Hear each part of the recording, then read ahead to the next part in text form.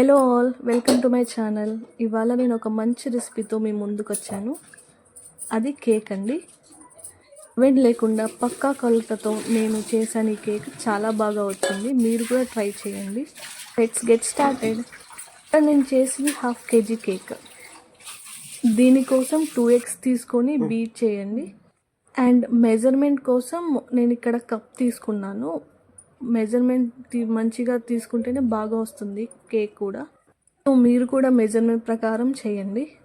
ఈ కప్పు ఫుల్గా నేను షుగర్ తీసుకున్నాను.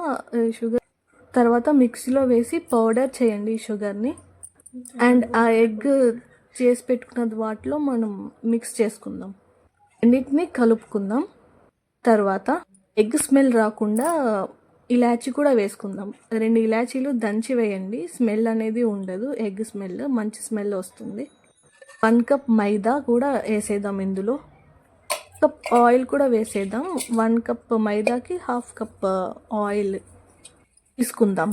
మీరు వెన్నెల ఎసెన్స్ కూడా వేసుకోవచ్చు స్మెల్ పోవడానికి, ఎగ్ స్మెల్ అనేది ఉండకుండా. బట్ మాకు లేదు కాబట్టి మేము ఇక్కడ ఇలాచీ వేసుకుందాం.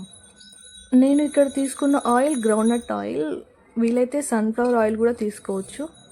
సో ఇక్కడ ఇది మెయిన్ మెథడ్ అండి, అది కట్ అండ్ ఫోల్డ్ మెథడ్. ఈ వీడియోలో చూపించినట్టు కట్ అండ్ ఫోల్డ్ మెథడ్ ఈ ప్రకారం చేయండి, లేకపోతే కేక్ ఫ్లఫీగా పొంగదు. ఇలా ఎంతసేపైనా కట్ అండ్ ఫోల్డ్ మెథడ్లోనే చేయండి. ఉండలు లేకుండా కలుపుకోండి.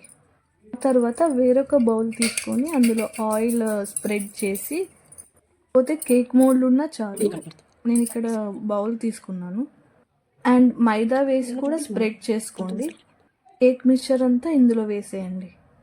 తర్వాత స్టవ్ మీద పెన్నం పెట్టి ఇసుక వేసి దాని మీద ఈ కేక్ మిక్చర్ని పెట్టండి. లేకపోతే కుక్కర్లో కూడా చేసుకోవచ్చు. ఇది చేసి పెట్టుకున్న కుక్కర్లో ఇది పెట్టండి. ఒక 40 minutes పాటు లో ఫ్లేమ్లోనే చేయండి. తర్వాత బయటికి తీయండి. కేక్ చాలా ఫ్లఫీగా బాగా ఉంటుంది. కేక్ పూర్తిగా చల్లారిన తర్వాతే కుక్కర్లో నుండి తీయండి. అంతే అండి, వెనిలా కేక్ రెడీ అయిపోయింది. Thank you for watching this channel. Thank you for watching my video.